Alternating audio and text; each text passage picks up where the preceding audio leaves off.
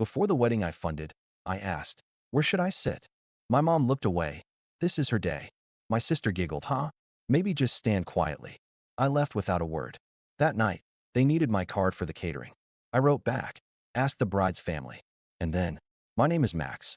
I'm 28. Oldest child. First to move out. First to have a steady job that paid more than rent and instant noodles. In my family, that just meant I became the quiet solution to everyone else's mess.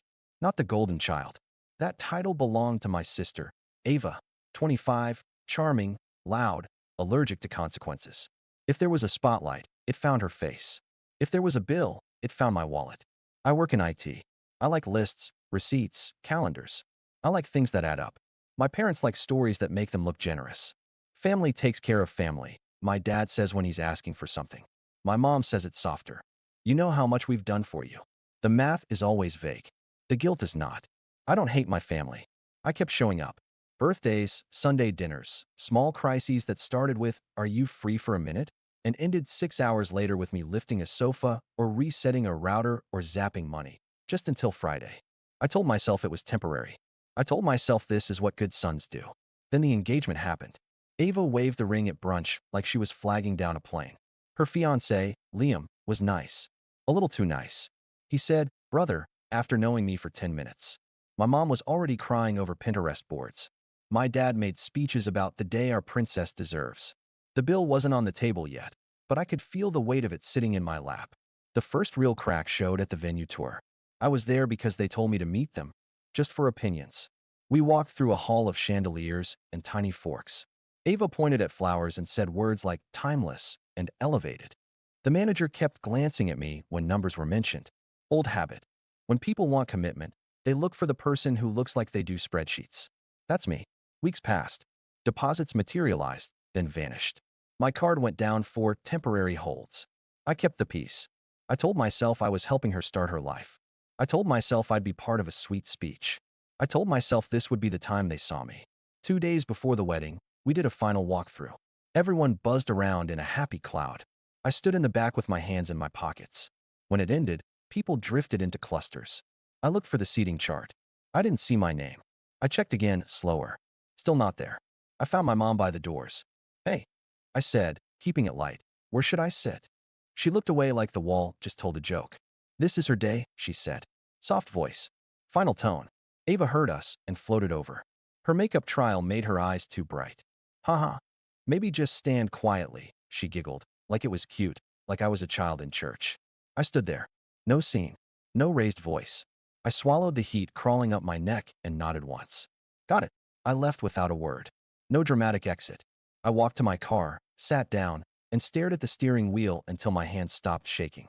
The sunset was red and mean. The first message buzzed before I turned on the engine. Then the next. Then a call from an unknown number. I didn't pick up. That night, they needed my card for the catering. I looked at the text. Urgent.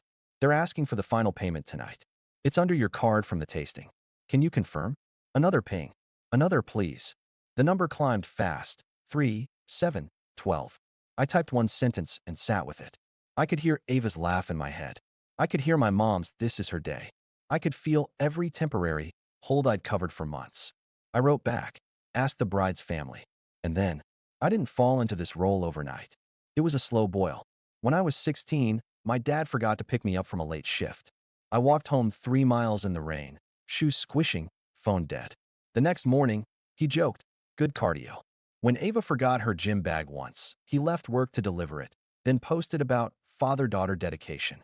At 19, I co-signed my parents' consolidation loan because the bank hates our generation. I didn't read all the fine print. Later I did. The interest rate loved me. The calls did too. At 22, Ava's first apartment needed a deposit just until she got the scholarship funds. I put $900 on my card. The scholarship became a different major, then a semester off, then a dog. The deposit became a memory and a photo of the dog in a sweater. By 25, I had a spreadsheet called Family. It had columns: date, request, amount, promised return, actual return, notes. The notes saved me from gaslighting. Mom, we'll pay you Friday. Paid $0. Sent heart emoji. Dad, we'll split it. Split means 100 to 0. Ava says it's for textbooks.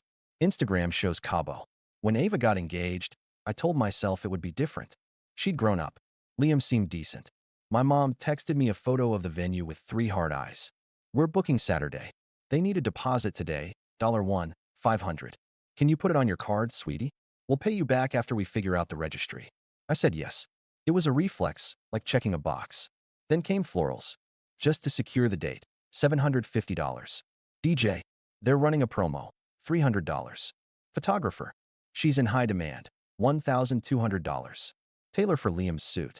He can't use Afterpay, long story, $260. Each one was temporary. Each one landed on the same card.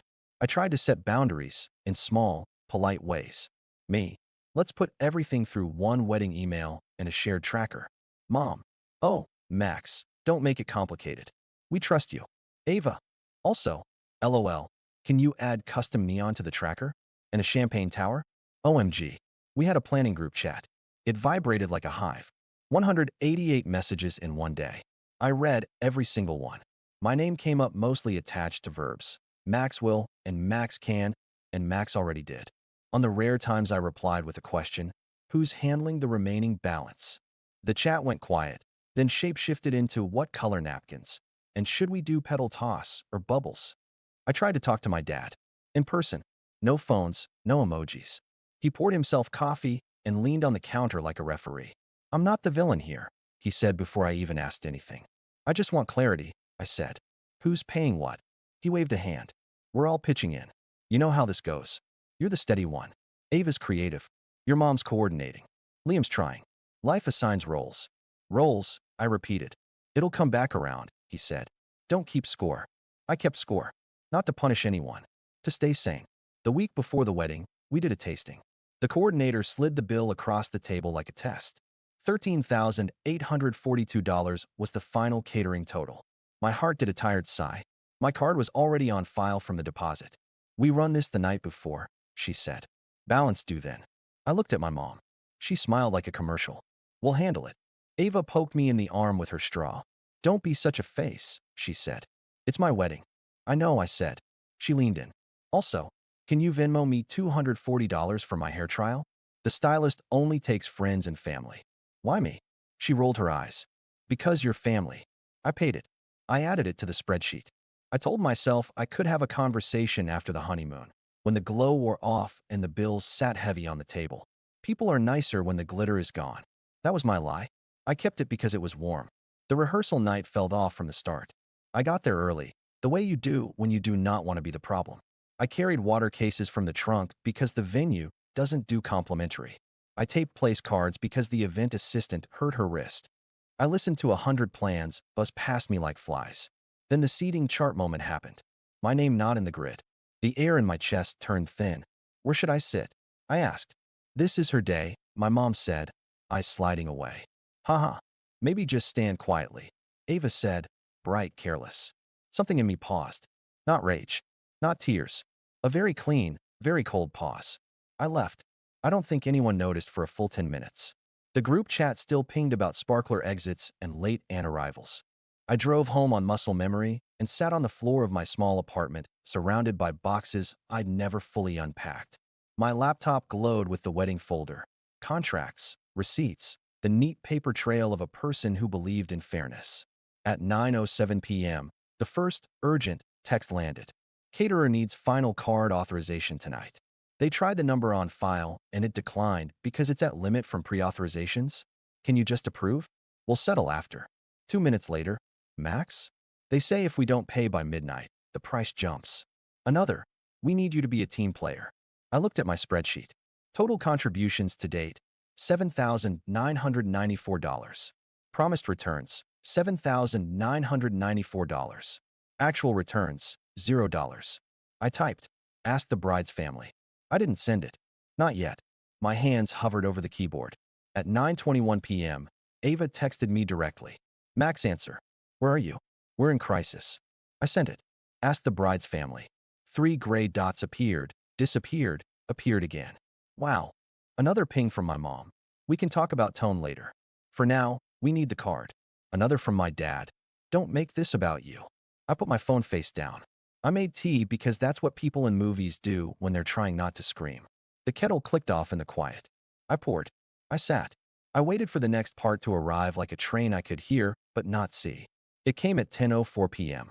The group chat exploded, 27 messages in a row. Someone added me to a new thread titled Emergency Only. The coordinator was in it now, plus the caterer rep, plus Liam, who hadn't texted me once in 6 months. Caterer, we require payment by 11:59 p.m. per contract attached. Balance $13,842. Coordinator, as stated, the card on file ends in 4420. Mom, that's Max's. Me. Do not authorize my card. Ava, Max, stop. You're being dramatic. Me. I'm being clear. Liam, hey man. It's for one night. We'll settle up Monday. Me. My running total is $7,994. Monday has been a lot of dates. Caterer, please advise. My phone lit up with calls. Mom, 2. Dad, 1. Ava, 4. Liam, 1. I didn't pick up. Then a text from a number I didn't have. It's Aunt D. Honey, be reasonable. Your mother is in tears. Another number. Uncle J. This is not the time. Another. Grandma. I thought we raised you better. They had my number when it was convenient. They had their boundaries when it wasn't. At 10:19 p.m., I drove back to the hotel. Not for a scene. For my keys. I'd left my house keys in my jacket at the rehearsal. The lobby smelled like lemon and stress. I took the elevator to the conference level where the bridal suite buzzed. Ava saw me first. Finally, she said, give Mom your card. I didn't step inside. I leaned on the doorframe. No, I said. The room stilled.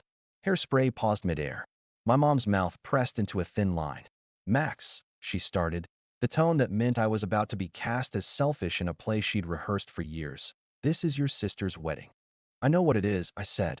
I've been paying for it.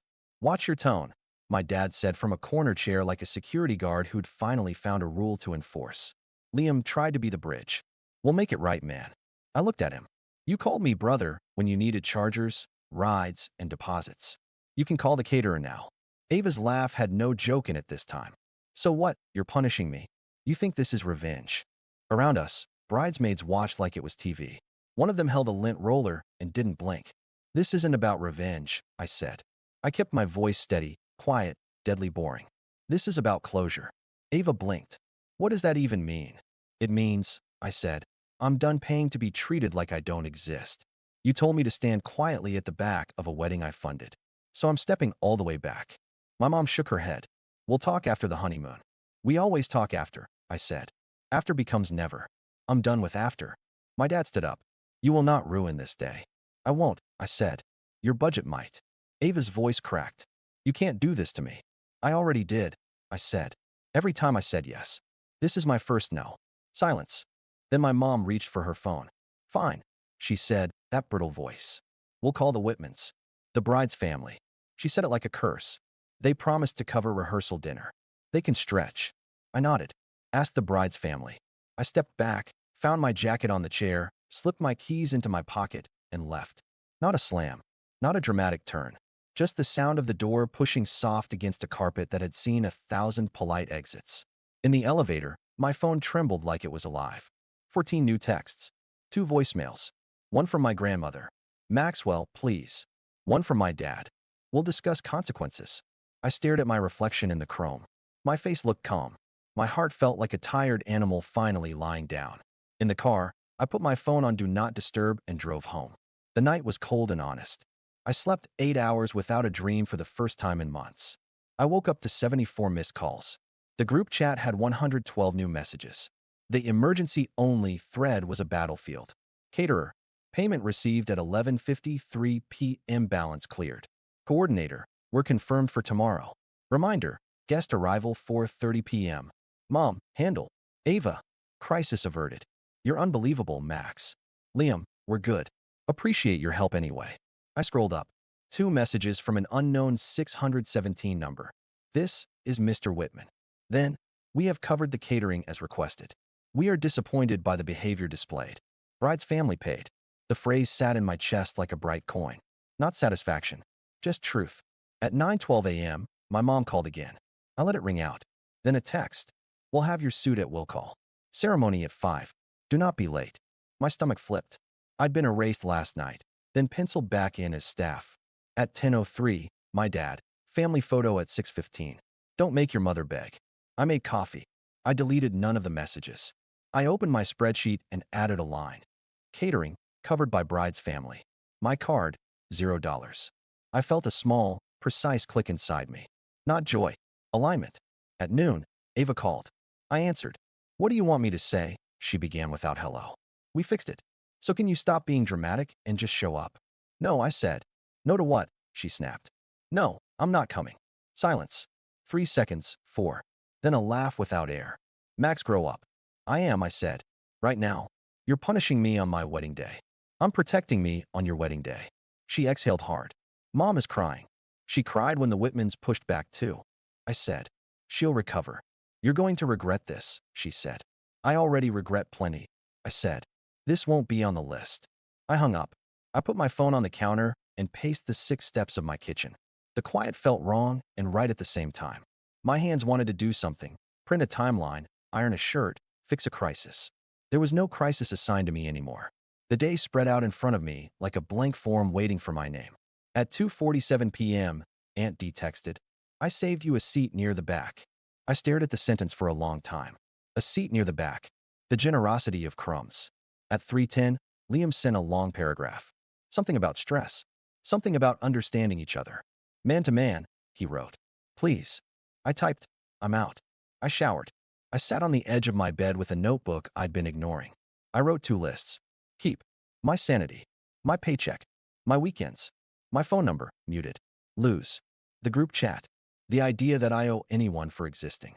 After we'll settle. Standing quietly. At 4:30 p.m., I imagined guests arriving. I've done enough events to picture the flow. The coat check line. The photo station. The row of candles no one needs. The string quartet that sounds like a rich hospital. I pictured my mom greeting people like she owns the venue. I pictured my dad shaking hands like he's running for something. At 5:02, my grandma called. I answered. Maxwell, she said, voice small. You here? No, Grandma, I said, softer than I felt. I'm home. She sighed. Your mother is a mess. I know, I said, but I can't fix her. She went quiet. You were always the fixer. I resign, I said, trying to make it sound like a joke. It came out like a fact. Are you coming to the reception? She asked. No. A pause. Okay, she said finally. I love you. I love you too. At 5:30, the photos started to show up from cousins. Group shots. Ava in white.